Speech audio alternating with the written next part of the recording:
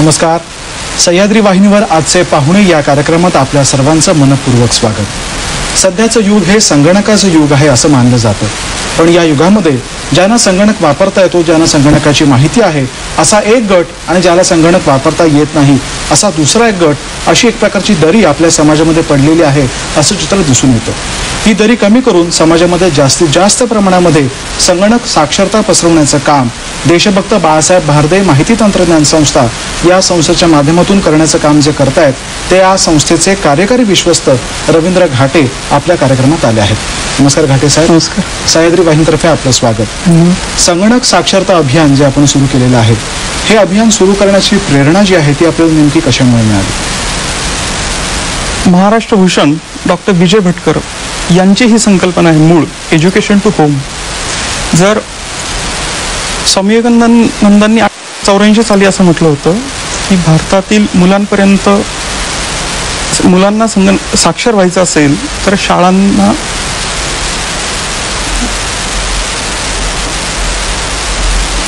म्हणजे विवेकानंदांचा जो एक मुळात विचार होता शाळांपर्यंत जर का आपण संगणक साक्षरता घेऊन गेलो तरच कुठेतरी जी संगणकाची नवीन लाट आपल्याकडे येते ती कुठेतरी आपण समाजात खरोखरच तळागाळापर्यंत नेली असं म्हणू शकू.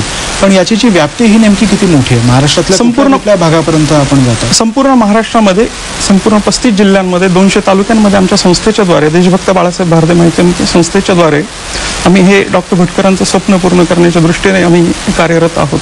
विवेकानंदांचा आपण उल्लेख केला, स्वप्न तर खूप मोठं आहे, पण हे प्रत्यक्ष पूर्ण करण्यासाठी सहभाग कोणाकोणाचा मिळाला? मुख्यतः आपणास माहिती असेल पुणे विद्यापीठाचे कुलगुरू, माजी कुलगुरू, इग्नूचे माजी कुलगुरू, यशवंतराव चव्हाण मुक्त विद्यापीठाचे माजी कुलगुरू डॉक्टर राम ताकवले सर, पुणे विद्यापीठाचे सध्याचे कुलगुरू doctor Palaskar sir, Maharashtra knowledge कॉर्पोरेशनचे MD डॉक्टर विवेक सावंत सर यांचं मुख्य मार्गदर्शन या प्रकल्पाला मिळालेलं आहे.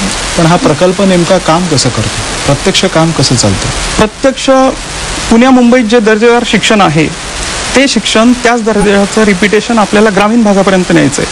त्या दृष्टीने आम्ही सर्वप्रथम काय केलं की उत्कृष्ट दर्जाची CD तयार केली गेली पुण्यामध्ये ETH रिसर्च लॅबमध्ये. त्या CD आम्ही संपूर्ण महाराष्ट्रामध्ये आमच्या केंद्रांमार्फत, आमच्या संपूर्ण राज्यामध्ये 750 केंद्र आहेत, त्या केंद्रांमार्फत आम्ही त्या CDद्वारे शिक्षण देतो. त्या विद्यार्थ्यांना पुणे विद्यापीठाचं व ETHचं संयुक्त सर्टिफिकेट व त्याचबरोबर त्यांची ऑनलाईन एक्झामिनेशन घेतो. अशा प्रकारची ऑनलाईन एक्झामिनेशन भारतामध्ये फक्त ETHच घेतो. पण आता ऑनलाईन एक्झामिनेशन घ्यायची म्हणजे सर्वत्र संगणक हवे, त्याच्यात कनेक्टिव्हिटी हवी, त्यासाठी विजेचा पुरवठा सुद्धा सुरळीत. या सगळ्या अडचणींवर मात कशी काय तुम्ही केली? नाही, सर्वप्रथम आम्ही एज्युकेशन सेंटर्स निर्माण केली, त्यानंतर परीक्षा केंद्र निर्माण करण्यात आली आणि 10 ते 15 संगणक साक्षरता केंद्रांच्या मागं एक परीक्षा केंद्र अशा पद्धतीने आम्ही त्यांच्या परीक्षा घेतल्या आणि लगेच त्याचे निकाल पुणे मुक्कामी जे ETHचं जे ऑफिस आहे त्यामध्ये त्या विद्यार्थ्यांना ऑनलाईन त्यांचं रिझल्ट मिळायला लागेल. म्हणजे विद्यार्थ्यांनी परीक्षा दिल्यावर लगेच त्याला त्याचा रिझल्ट समोर मिळतो. अशा प्रकारची परीक्षा फक्त मायक्रोसॉफ्ट पहिलं घेत होतं, ते आता आम्ही ETHच्या मार्फतही घेतो. आणि हे जे काही आमचं मॉडेल आहे, MKCLला हे मॉडेल आवडल्यामुळं त्यांनी एज्युकेशन टू होम आमच्याद्वारे जे कॉम्प्युटर लिटरसीचा कोर्स राबवला गेला तेच मॉडेल त्यांच्या प्रयोगासाठी घेतलं गेलेलं आहे. घाटे साहेब, आपण संगणकाच्या बाबतीत इतके अभिनव प्रयोग केलेत, तसेच संत साहित्याच्या निगडीत ज्या गाथा आहेत त्यांच्याही बाबतीत आपण अत्यंत अभिनव असे प्रयोग करत आहात, त्याच्याबद्दल काय सांगता येईल? योगीराज ज्ञानेश्वर माऊलींचं जी ज्ञानेश्वरी आहे ती किसन महाराज साखरे व डॉक्टर विजय भटकर सरांनी CDACच्या माध्यमातून CDद्वारे ती आणलेली आहे. त्याचप्रमाणे जगद्गुरू तुकाराम महाराजांचं जे साहित्य आहे, अभंग गाथा आहे, त्यांचं जीवनचरित्र आहे, ते आम्हाला जनतेसमोर आणायचं. त्यासाठी आम्ही ह्या CDच्या मार्फत, त्याचप्रमाणे वेबसाईटच्या मार्फत महाराजांचे संपूर्ण अभंग, प्रत्येक अभंग 3 भाषेमध्ये, मराठी, हिंदी, इंग्रजीमध्ये त्याचा भावार्थ, अभंगाला समर्पक असं चित्र किंवा व्हिडिओ क्लिप अशी आम्ही त्या प्रकल्पाचं वैशिष्ट्य आहे. आदरणीय खासदार बाळासाहेब विखे पाटील, त्याचप्रमाणे महाराष्ट्र बँकेने याला 16 लाख रुपयाचं अर्थसहाय्य केलेलं आहे ह्या प्रकल्पाला. विखे पाटील साहेब, किसन महाराज साखरे, महाराजांचे वंशज डॉक्टर सदानंद मोरे, रामदास महाराज कैकाडी अशी नामवंत मंडळी ह्या प्रकल्पामध्ये सहभागी आहेत. या प्रकल्पाचं उद्घाटन भारताचे माजी पंतप्रधान अटलजींच्या शुभास्ते यांचं ह्या प्रकल्पाचं उद्घाटन झालं. दोन्ही प्रकल्पाचा आपण उल्लेख केला. प्रकल्प मोठे आहेत, पण त्यासाठी लागणारं जे अर्थसहाय्य आहे, आपण एका बँकेचा उल्लेख केला, त्याच्याशिवाय प्रत्यक्ष लोकसहभागातून काही अर्थसहाय्य उभारण्याचा प्रयत्न आपण पहिला जो प्रकल्प मी सांगितला तुम्हाला संगणक साक्षरता, तो सेल्फ सफिशियंट आहे. तो त्यातूनच उत्पन्न निर्माण करतो आणि स्वतः चालतो. तो तशा प्रकारचा प्रकल्प आहे. आणि दुसऱ्याला बँक ऑफ महाराष्ट्राने 16 लाख रुपये दिलेले आहेत. तो प्रकल्प आम्ही 9 महिन्यात पूर्ण करणार होतो, पण त्याला 2 ते 2.5 वर्ष लागलेली आहेत. आणखी 1-2-3 महिन्यामध्ये त्याचं उद्घाटन होणार. अच्छा, कुठलाही जेव्हा एक नवीन प्रकल्प आपण हाती घेत असता तेव्हा यशाची कितपत खात्री तुम्हाला असते? आम्ही तर यशाच्या दृष्टीनेच तो राबवतो. परंतु मी आतापर्यंत तुम्ही बायोडेटा पाहिला असेल, अनेक प्रकल्प केले, परंतु 50% यश आणि अपयश हे त्यामध्ये असतं असं मला वाटतं. जेव्हा परंतु हे दोन्ही प्रकल्प यशस्वी. पण जेव्हा एखाद्या वेळेस अपयश येतं तेव्हा नेमका तो अनुभव कसा असतो? यशामुळेच पुढचा प्रकल्प यशस्वी होतो. अच्छा, असं मला वाटतं. आणि जेव्हा हे सर्व प्रकल्प राबवता, पाठिंबा तर अर्थात समाजाचा मोठ्या प्रमाणात आहे, अनेक मान्यवरांचा आहे. आपल्या घरातून मिळणारा जो पाठिंबा आहे तो कशा प्रकारचा? घरातून माझी पत्नी, आई हे मला पाठिंबा देतच असतात. त्याचबरोबर माझे मित्रमंडळी, आणखी जी आमची जवळची मंडळी, आमचे स्थानिक नगरसेवक ज्ञानेश्वर तापकीर व इतर मंडळी, ही मला सदैव मला ते मुलाप्रमाणे मानतात, मित्राप्रमाणे मानतात आणि ते माझ्या पाठीमागे उभं असतात. तुमच्याशी बोलताना एक गोष्ट लक्षात येते की जीवनाकडे बघण्याचा जो तुमचा दृष्टिकोन आहे तो अत्यंत सकारात्मक असा आहे. जेव्हा आपण समाजात बघतो की भ्रष्टाचार आहे, ज्या गोष्टी पद्धतशीरपणे व्हायला पाहिजेत त्या होत नाहीत, तसं असताना सुद्धा एखादं काहीतरी एक नवीन प्रकल्प आपल्या हाती घ्यावा अशी उमेद तुमच्याकडे नेमकी कुठून येते? मी मुळात इनिशिएटर आहे. मी एखादा प्रकल्प विचार करतो, तो इतरांना सांगत बसत नाही, तो 1-2 व्यक्तींना सांगतो आणि तो राबवतो. त्यासाठी माझा वैयक्तिक पैसा मी त्या प्रकल्पामध्ये टाकतो आणि तो यशस्वी करण्याच्या दृष्टीने प्रयत्न करतो. आता काही प्रकल्प यशस्वी होतात, परंतु समाजावर टीका करत बसणे किंवा असं झालं पाहिजे तसं झालं पाहिजे गप्पा नाहीत.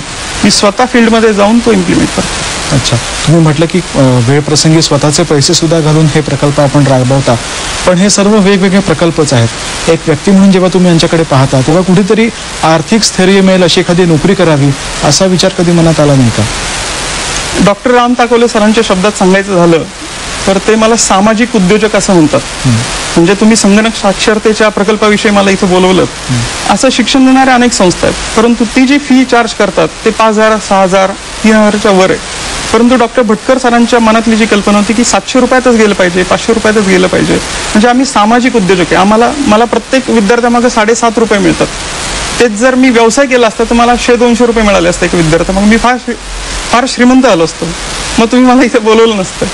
तर सामाजिक उद्योजकाच्या माध्यमातून माझं पोट भरत आहे. मी फार श्रीमंत होणार नाहीये, परंतु माझं पोट भरण्या इतपत जरी मला ईश्वराने दिलं तरी मला चालू शकेल.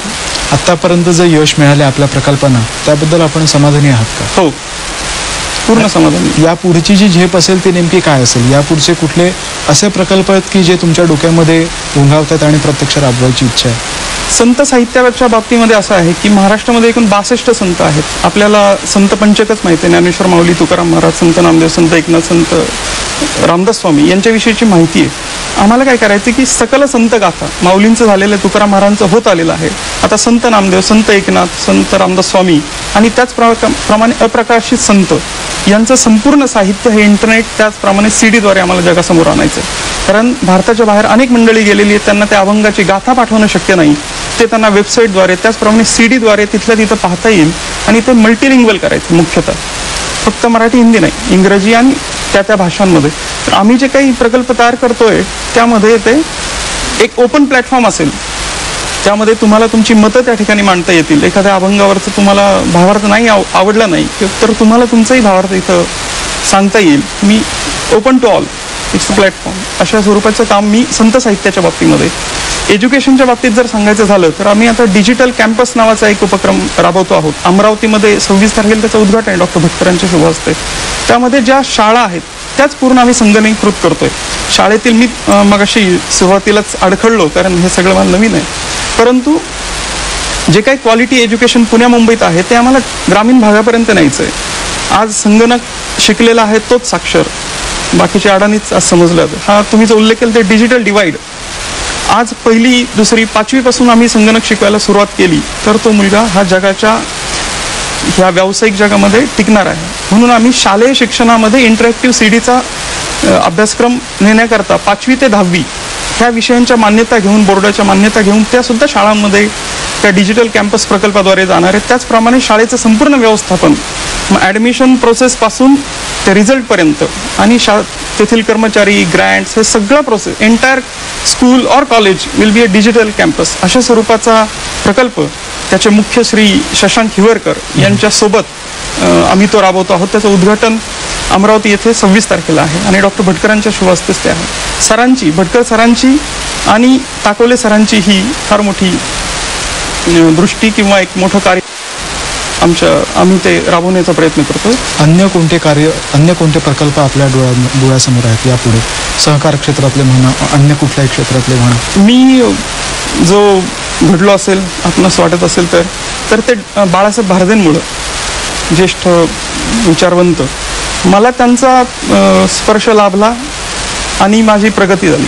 संगतीने जर एखादा माणूस मोठा होत असेल, त्याचं उदाहरण पाहायचं असेल तर तो रवी घाटे असं आपण समजायला हरकत नाही. मी त्यांच्या संगतीत आलो आणि मी बदललो. त्यांच्या संगतीत आल्यामुळं महाराष्ट्रातील नव्हे, देशातील अनेक मोठ्या लोकांचा माझा संपर्क झाला. त्यामध्ये खासदार बाळासाहेब विखे पाटील असतील. तिथून जे आम्ही सुरुवात केलेली आहे छोट्या, माझी योगीराज सहकारी पतसंस्था आमची बानेर भागामध्ये कार्यरत, ज्ञानेश्वर तापकीर त्याचे संस्थापक आहेत. त्यानंतर अक्षर भारती संस्था आहे, देशभक्त बाळासाहेब भारते ग्रंथालय आहे, अक्षर भारती औंध साहित्य संमेलन आम्ही आयोजित करतो विभागीय. त्याचप्रमाणे आम्ही गंगा बचाव आंदोलन माननीय सुंदरलाल बहुगुणा यांच्या नेतृत्वाखाली करतो. आम्ही दिल्लीपर्यंत, गंगोत्रीपर्यंत जाऊन ह्या विषयाची माहिती लोकांना देतो. त्याचप्रमाणे विखे पाटील साहेबांच्या नेतृत्वाखाली, बाळासाहेब विखे पाटलांच्या नेतृत्वाखाली आम्ही महाराष्ट्र पाणी परिषदेतही मी सहयोगी सदस्य आहे. त्याचप्रमाणे पुणे शहरामध्ये जलजागरण अशा नावाची संस्था शंकर कलमानी यांच्या नेतृत्वाखाली मी त्याचा अध्यक्ष आहे, ते कार्याध्यक्ष आहेत. तीही पाण्याच्या क्षेत्रामध्ये काम करतो.